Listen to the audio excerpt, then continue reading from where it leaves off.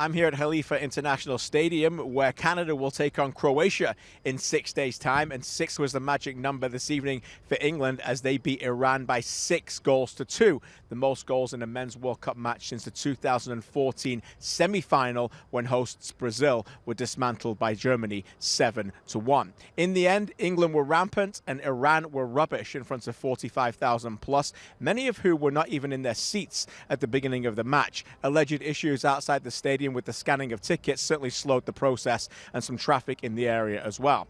Once they got in there, the atmosphere was excellent. The Iranian fans were very loud and into the match, certainly until Bellingham opened the scoring, and they quietened after that naturally. England's Barmy Army were here, their large portion of fans singing again their usual chants, banging the drum and the trumpet being played. And we even had a rendition of Football's Coming Home late in the game as well, so you could clearly see that the hardcore fans were here. There was also a number of local fans again singing away, certainly looking like England fans, but a bizarre scene really when goals went in. When England fans were really cheering and chanting when the goals went in, a lot of these fans were waving flags and clapping. Certainly local fans here, not really used to that kind of celebration, I would imagine. It was a very different kind of thing. The thing you would see maybe in the 1950s and 60s when people would just get up and clap and wave some flags. Some British flags, not English flags, as well on sale here around the stadium. So some renditions certainly of older times, and not really things that you would see genuinely at a World Cup.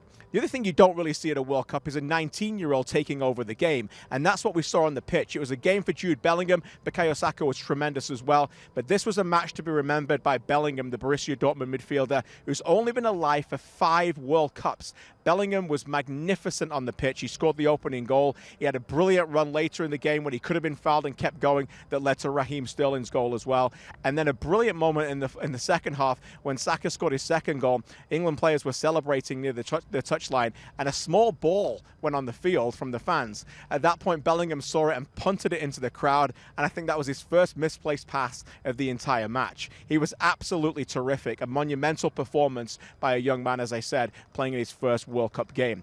Now, the Beatles reminded us in Hey Jude that Jude should not carry the world on his shoulders, but after a performance like this, it's not hard to see that England want to carry Bellingham on their shoulders, maybe towards a World Cup. A fantastic start for England, defeating Iran 6-2 here at Al Khalifa. Tuesday at the World Cup is the first day with 4 matches per day, and a legacy-defining World Cup starts, perhaps, for Lionel Messi. Lionel Messi's Argentina take on Saudi Arabia in Group C. Many people, of course, as I said, feel that Lionel Messi needs to win this World Cup in order to define himself as the greatest player to ever play the game.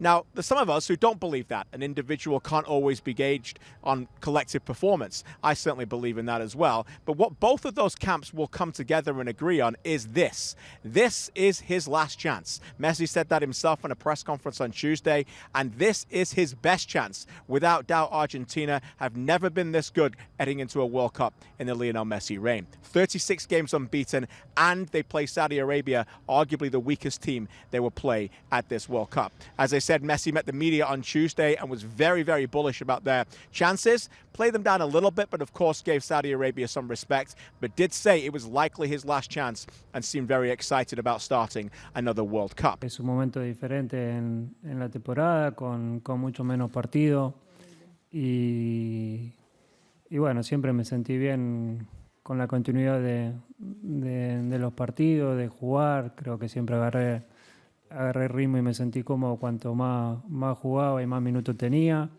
y eso fue lo que intenté hasta llegar acá al inicio del Mundial, pero no hice nada especial. Me cuidé y trabajé como lo hice toda mi carrera, sabiendo que es un momento especial, como vos decís, seguramente mi último Mundial, mi última oportunidad de conseguir ese gran sueño que tengo y que todos queremos, pero más allá de eso no hice nada especial.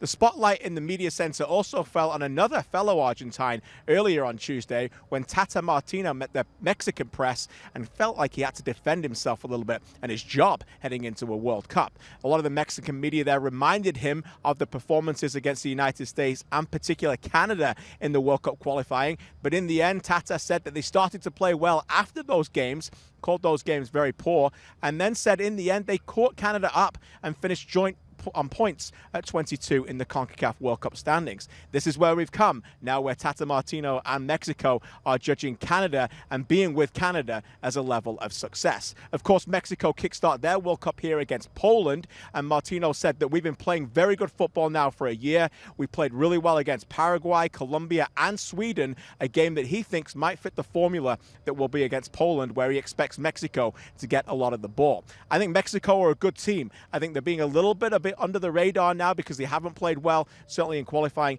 And Tata Martino, who will tell the Mexican media if the expectations he thinks are too high or too low, certainly started to play them up a little bit more than we've seen in his reign. Anyway, it should be a fantastic Tuesday.